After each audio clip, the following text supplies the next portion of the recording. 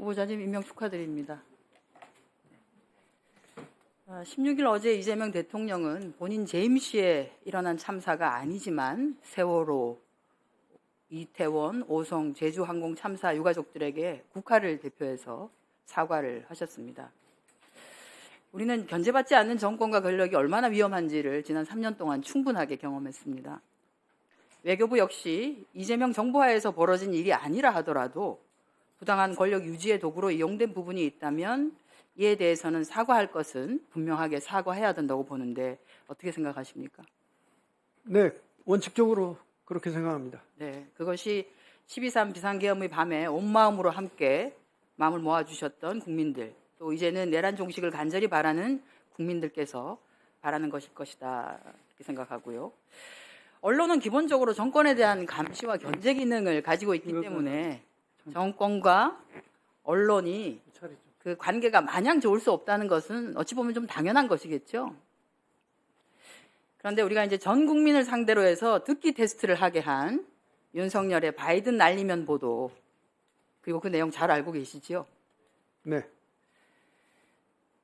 바이든 날리면의 발언 당사자는 당시 외교부 장관이 아닌 대통령이어서 굳이 정정 보도 소송을 하려고 하면 대통령실에서 하는 게 맞았겠죠. 네. 그런데 외교부가 나선 것은 어찌 보면 대통령실로부터 팔 비틀려서 대리 소송에 나선 건 아닌가 그렇게 생각하는데 동의하십니까? 네. 네, 화면 보시겠습니다. 바이든 날리면 정정보도 소송을 보시면요. 소송 대리인 선임과 관련해서 외교부는 유관기관의 제안에 따른 것이라고 서면으로 답변을 했는데 이 유관기관은 대통령실이죠? 네, 그런 것 같습니다. 그렇습니다. 그리고 이 소송을 대리한 최태형 변호사하고 윤석열 전 대통령은 어떤 관계인지 혹시 아십니까? 잘 모릅니다. 네, 2020년 12월 윤석열 검찰총장을 징계하기 위한 징계위원임에도 불구하고 불출석함으로써 정족수 미달을 만들어서 실질적으로 징계를 무효화시킨 변호사입니다. 당시 대통령실은 보훈적 성격으로 선임하게 이곳을 선임해라 라고 했다고밖에 볼 수 없습니다. 아마 동의하실 거라고 생각합니다. 그런데 이제 외교부 소송사건 위임 등에 관한 지침, 외교부가 자체적으로 가지고 있는 예규를 보면 외교부 장관은 소송 위임 시에 우선적으로는 정부 법무공단을 우선해서 고려하도록 하고 예외적인 경우에만 법무법인이나 변호사에게 소송을 대리하도록 그렇게 되어 있습니다.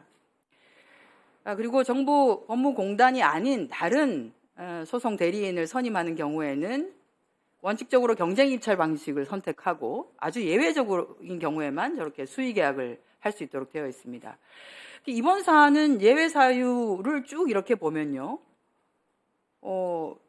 특별한 사정이 있어서 경쟁 입찰을 적용하기 부적절한 경우에 해당하는 것으로 보이는데 그 특별한 사정이라는 것이 결국은 유관기관의 추천이 아니었겠나라는 생각을 합니다. 왜냐하면 1심 수임료가 3,630만 원이기 때문에 소송사건 수임료가 총 2천만 원을 넘어서 수의계약을 할 수 있는 조항에도 해당되지 않습니다. 아주 특별한 케이스죠. 그리고 그간에 있었던 외교부 소송 비용 현황을 이렇게 보면요. 지난 5년 동안 외교부가 유일하게 언론사를 상대로 한 소송은 이 바이든 날리면 관련 소송입니다. 그래서 소송 대리인 선임뿐 아니라 변호사에게 지급한 보수도 역대 최대 금액입니다.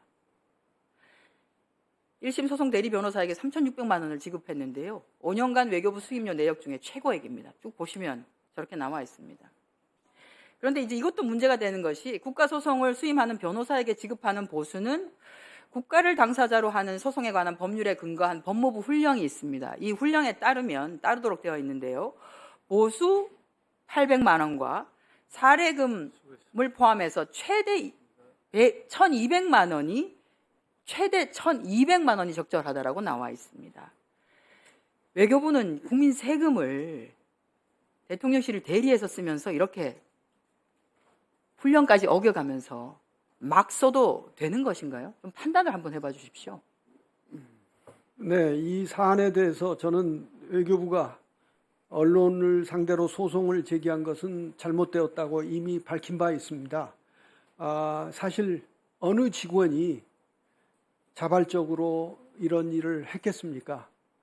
저는 매우 안쓰럽게 생각합니다. 그래서 제가 오늘 청문회를 통과해서 외교부 장관으로 일을 시작하게 된다면은 사과를 포함한 모든 일을 신속하게 처리하고 이 일을 매듭짓도록 하겠습니다.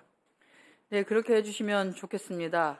왜냐하면 1심 판결 결과를 보면요, 감정 불가라는 의견에도 불구하고 MBC가 허위 사실을 적시함으로써 원고인 외교부에게 피해를 입혔다면서 정정보도 청구를 인용했습니다.